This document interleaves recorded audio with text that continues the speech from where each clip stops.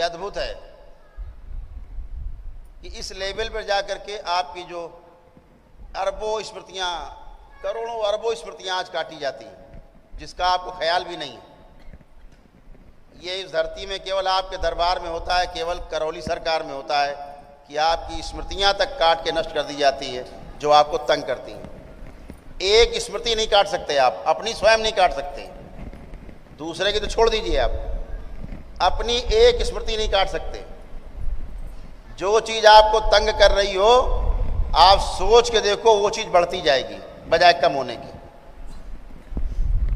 कोई व्यक्ति आपको तंग कर रहा हो, उसके बारे में सोच के देखो कि हम आज के बारे में, इसके बारे में नहीं सोचेंगे। आज के बाद आप देखना, दिन में अगर 100 बार सोचते थे, अब 1000 बार सोचोगे। एक स्मृति नहीं काट सकते अपनी आप। ये दरबार आपकी करोड़ों अरबों स्मृतियां काटता है, जिसकी आपको कल्पना भी नहीं, तो आपकी सोच के बाहर है। और एक बात हमेशा ध्यान रखो, अगर आपके कर्म भोग, कर्म बंधन, पूर्ण गुरु नहीं है आपके साथ, नहीं कटा, आप जन्म जन्म, एक नहीं 1000 जन्म लेना, इन समस्याओं से छुटकारा कभी नहीं पा सकते। पाखंड की बात छोड़ दीजिए, बिल्कुल छुटकारा कभी नहीं पा सकते आप क्या सोचते हो? आपकी बीमारी, जो समस्या लेके आप आए दरबार में, इसी जन्म की है? जन्मों जन्मों की बीमारी है आपकी, सैकड़ों हजारों जन्मों की बीमारी है जो यहाँ आके कटती है। क्यों कट रही है? क्योंकि आपके कर्म भोग और कर्म बंधन आपके काटे जा रहे हैं। पिछले 27 जन्मों तक के काटे गए, 7 जन्मों तक का प्रभाव आता है, दरबार और पीछे तक जाके काटता है ताकि आप में ना आने पाए। जितने को डिप्रेशन रहा हो यहाँ बैठे होंगे, अपने को चेक कर लें, सभी का डिप्रेशन समाप्त है, किसी का कोई डिप्रेशन नहीं बचा है। चेक करके देख सकते हैं। जिस कारण से डिप्रेशन था, वो कारण भी आपको याद नहीं आएगा। सोच के देख लीजिए आप, कारण भी आपको याद नहीं आएगा। क्यों? क्योंकि बार बार स्मृतियाँ, बार बार स्मृतियाँ, बार बार स्मृतियाँ, सोच विचार, भाव विचार, विस्मृतियाँ बनती गई, मोटा गट्ठर तैयार कर लिया, वही डिप्रेशन है। सब कट के निकल जाता है, किसी में डिप्रेशन नहीं बचता। इस दरबार में अद्भुत रूप से आपकी चिकित्सा होती है। आप सोचते हो हमने हवन कर दिया, बहुत बड़ा काम कर डाला है, अपने लिए आप करते हो। वो आपकी ऊर्जा है जिसके दम पर आप अच्छे होते हो।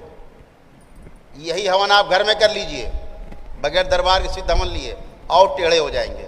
हुए होंगे टेढ़े, जितना किया होगा उतने टेढ़े हो गए होंगे, और ज़्यादा हुए। सबका अनुभव है ये पहली बार आप ऐसा देख रहे होंगे कि ये हवन करके आप लाभ आपको मिला है, ये पहली बार देख रहे होंगे।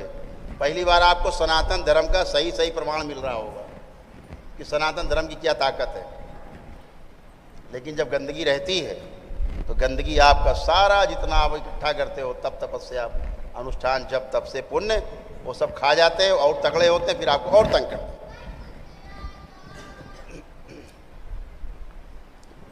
तो आपकी तमाम गंदगी जाती है। आज से आपकी जिम्मेदारी बढ़ती है कि आपको अच्छा अच्छा सोचना है। दरबार आपके साथ है, आप दरबार के हो चुके हैं।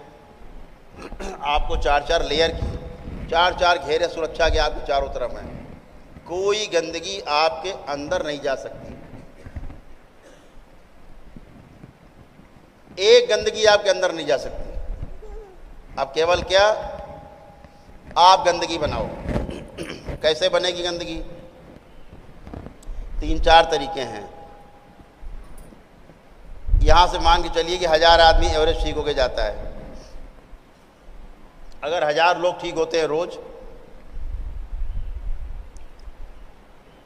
तो उसमें 10 लोग ऐसे निकलेंगे, 10-5 लोग कि फिर टेढ़े होके आ जाते हैं। क्यों आते हैं? या तो डीएनए ब्रेक करने में गड़बड़ी की है, या फिर हम ठीक करते हैं उनका, या बहुत जल्दी में है, वो बहुत ज़्यादा जल्दी में है, एकदम जल्दी में है। आप पता नहीं करौली सरकार की ट्रेन कब छूट जाए। जल्दी पकड़ लो गुरुजी को, जल्दी सब खत्म कर दो किस्सा, बचे ना एकदम से, प्राण चाहे निकल जाए उसमें, लेकिन सब निकाल के बाहर कर दो। कैंसर तो क्या हुआ, निकाल के बाहर कर दो, मर जाए तो मर जाए आदमी। ऊर्जा है नहीं शरीर में, शरीर में ऊर्जा है नहीं। ऊर्जा से तो आप ठीक होते हो। कैसे ठीक होते हो? आपकी ऊर्जा आपको स्वस्थ करती है। अब गंदगी आप में है नहीं, धैर्य। तो या तो डीएनए आपका गड़बड़ है, या आपने कोई माला फेरना शुरू कर दिया है बगैर दीक्षा लिए, दरबार का दिया मंत्र छोड़ के कोई आपने पुराना अपना चालू कर दिया नाटक कि हमारे गुरुजी तो बड़े तपस्वी थे, लाओ माला जप ले।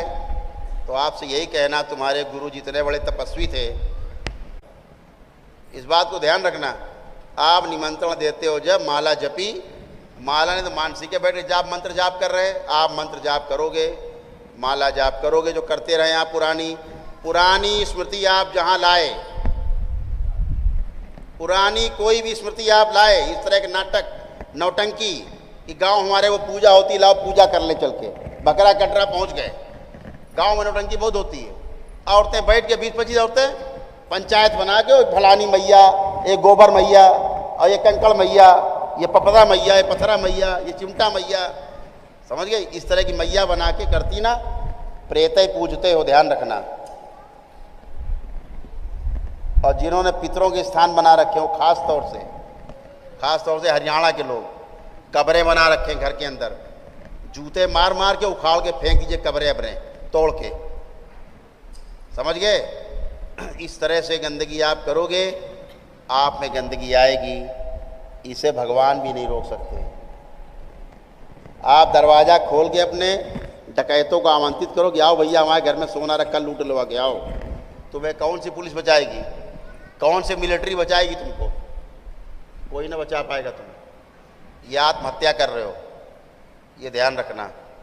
इस तरह का नाटक, डीएनए गड़बड़ करके बैठे, क्या करते हो आप? पेशी आ रही है और खुद ही डीएनए ब्रेक कर लिया कि फला फला को रख रहे हैं, अंदर वाले उल्टा करा देते हैं। जोड़ना 4 है, जोड़ लिया 14, आपको पता भी नहीं पेशी में क्या क्या कर डाला, कहाँ से डीएनए आपका ब्रेक हो जाएगा। बार बार कहा जाता है, रोज यही निकलते हैं 2-4 लोग जो डीएनए गड़बड़ करके बैठे होते हैं, जिनको पेशियां आती हैं वही डीएनए ब्रेक कर रहे हैं। तो ये जरा इस बुद्धि को अपना शुद्ध कर लेना है।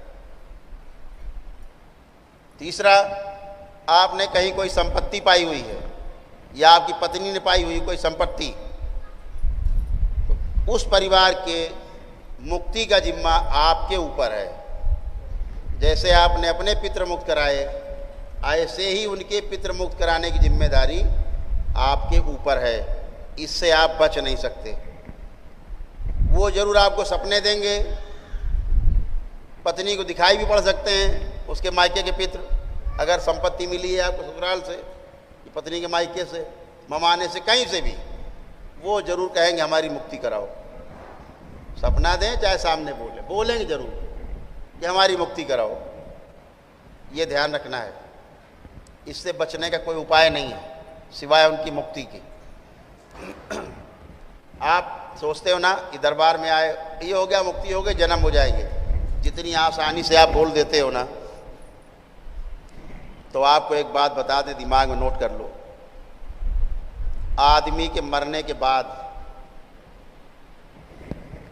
लाखों वर्ष, कई लाख वर्ष तक दोबारा जन्म नहीं होता है, ध्यान रखना। मनुष्य योनि में जन्म नहीं होता है, ध्यान रखना। ये जो आप लोग बनाए हो ना नाटक, वो कराए हो, पिंडा पाराए हो, मुक्त हो गए, वो घर में जन्म ले रहे हैं। राक्षस घर में जन्म लेते, जो आप में रह रहे हैं शरीर के अंदर ना, नालायक बदमाश काबू करके आपको, यही जन्म लेते हो, शरीर में आकर के तुम्हारी फिर ऐसी की तैसी करते हैं।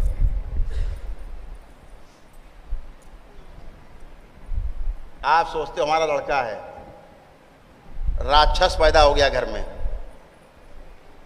और आपकी ऐसी तैसी करने के लिए जैसे पहले कर रहा था, शरीर में घुस के, अब वो शरीर धारण करके करेगा। जो काबिज है वही गर्भ में आएगा, ध्यान रखना। इसीलिए आप तंग हो। कुछ महिलाओं बहनों के गर्भ में दूसरे जीवन प्रवेश कर जाते हैं, या जैसे मरे थे वैसे उनका शरीर बना देते हैं। या बच्चा पैदा हुआ, महीने 2 महीने के अंदर 90% बच्चों में दूसरे जीवन प्रवेश कर जाते हैं। इससे आप बच नहीं सकते, कोई नहीं बचा हुआ है। आप माने रहिए अपने आप को प्रधानमंत्री, बच्चों में घुसेंगे, आपकी हैसियत नहीं जो बचा लो। जब तक परिवार के लिए आपके पूर्ण गुरु की सुरक्षा नहीं है, वो घुसेंगे, आप रोक नहीं सकते। एक ही शरीर में जीवन कोई चला रहा है, शरीर किसी का है। लड़का खड़ा हो गया, आपको गाली बक रहा है, मार रहा है, माँ बहन की गालियां बक रहा है आपको, वो आपका बेटा है? वो आपका बेटा है जो आपको गाली बक रहा है खड़े होके, आपको लात घूसों चप्पलों से मार रहा है, आपका बेटा है वो? आपकी सुन नहीं रहा है, आपका बेटा है? आपकी सुन नहीं रही, आपकी बेटी है वो? इसलिए पत्नी आपकी ना सुने, आप पत्नी की ना सुने, माता पिता की ना सुने, माता पिता आपकी ना सुने, यही ड्रामा है। और जब आप आते हो आगे तो प्रायश्चित करते हो, पश्चाताप करते हो, हमने ऐसा क्यों बोल दिया, हमने ऐसा क्यों कर दिया। जो आसुरी शक्तियां घुस आई अंदर, उनका जो कर्म भोग है, आपका तो है ही जो कर्म भोग। जो गर्भ से बच्चा बन के आ गई आपके यहाँ, या बच्चे में आ गए कहीं बाहर से, तो क्या है पता है आपको? उनके जो कर्म भोग हैं, उनको जो समस्याएं बीमारियां होनी, वो आपके शरीर में होंगी। जब दरबार द्वारा इनको निकाल के फेंका जाता, संहार किए जाते, मारे जाते हैं, इनकी स्मृतियां नष्ट की जाती हैं, सारी गंदगी जाती, तब उनके कर्म भोग नष्ट होते हैं और आप उस कष्ट से बचते हो। रोज आप देखते हो बीमारियां आपकी दूर होती हैं, इसीलिए दूर होती हैं क्योंकि वो जाते हैं। बीमारियां किसी और की, पितरों की, आसुरी शक्तियों की झेलते आप, वो आपका परिवार है। छोटे में घुस जाते हैं, आपने देखा होगा, तमाम पुनर्जन्म हो गया, फलाने गांव में थे और यहाँ पैदा हो गए, बता रहा अपने घर के बारे में, वहाँ सोना गड़ा है, वहाँ हमारा सामान गड़ा है, वो हमारी बीबी है, वो हमारे बच्चे हैं। प्रकृति के नियम में कोई खोट नहीं है, कोई पुनर्जन्म इस तरह का नहीं होता कि कोई बच्चा याद रख सके अपना पिछला जन्म। कोई जीवन ये अधिकार प्राप्त नहीं है ईश्वर की तरफ से, थंब रूल है, ध्यान रखिएगा। कोई भी बच्चा पैदा होता है, उसको पिछले जन्म की स्मृति बनी रहे, ऐसा प्रकृति में कोई विधान नहीं है। ये सब झूठ, एकदम झूठ, सफेद झूठ। दूसरा जीवन होता है वो जो बोलता रहता है, मैं यहाँ पे था, वहाँ था, वहाँ था। जैसे अभी आपके यहाँ पेशी में बोलते हैं, वो बच्चा बोलता है, आपको लगता है तो बच्चा है। बच्चा नहीं, वो चच्चा बोल रहे हैं। बच्चा नहीं बोल रहे, चच्चा बोल रहा है। जैसे हमारे यहाँ अवस्थी जी बैठे, इनको अपने पिछले जन्म याद थे, इनको पिछले जन्म में बड़े जमींदार थे, इनके गांव से 8-10 किलोमीटर होगा इनका जहां पिछले जन्म में थे। इनके अनुसार इनको सब याद था। इकलौती बेटी थी पिछले जन्म में इनकी, पूरा घर इन्होंने छोटे बताना शुरू किया, मेरा घर वहाँ, मेरी बंदूक वहाँ रखी, मेरा रुपया वहाँ, मेरा यहाँ पे पासपोर्ट वहाँ, दुनिया भर की सब चीज़ें, सोना यहाँ गड़ा, वहाँ गड़ा, सामान यहाँ गड़ा, चाबी यहाँ रखी, सब जाके इन्होंने बरामद कराया, सब बरामद कराया घर में जाके। अरे वाह, ये दोबारा जन्म हो गया। आज भी इनके परिवार के लोग, पिछले जन्म के लोग, इनको अपना पिता ही मानते हैं। इनकी बेटी इनसे 17-18 साल बड़ी है, इकलौती बिटिया थी। लेकिन जो श्रीमान जी इनके बचपने में घुस गए थे, पैदाइशी में, उनको निकाल के जैसे हमने संगार किया, इनसे पूछ लीजिए अपना, इनको कुछ भी नहीं याद है।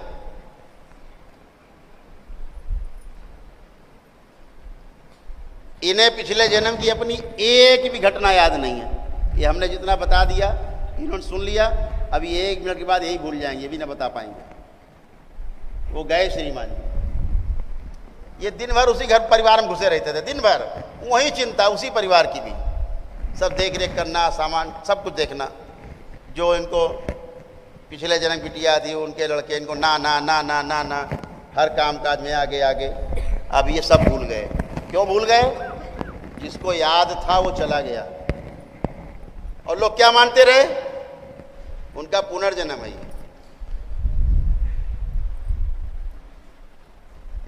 ऐसे ही प्रकृति के नियम में कोई खोट नहीं। प्रकृति के नियम सदा सदा एक से हैं, एक ही रहेंगे। सूरज पूरब से निकलता है, पूरब से निकलेगा, पश्चिम में अस्त होगा। ये यूनिवर्सल है। तो इस बात को समझना होगा आपको कि आप इसी तरह से भ्रम में तमाम चीज़ें करते रहे। आज आप पूरी तरह से गंदगी आपकी गई है, आप पूरी तरह से नील हैं, सारी गंदगी गई, सब कुछ हटा दिया गया। अब आप और आपका शरीर है। आपको अच्छा अच्छा सोचना है। आपके सोचने से, बोलने से, करने से, ये 3 प्रकार के कर्म हैं। किसी के खिलाफ उल्टा सीधा सोचोगे, ये कर्म है, इसका भोग भी आपको तय हो जाएगा। ध्यान रखना।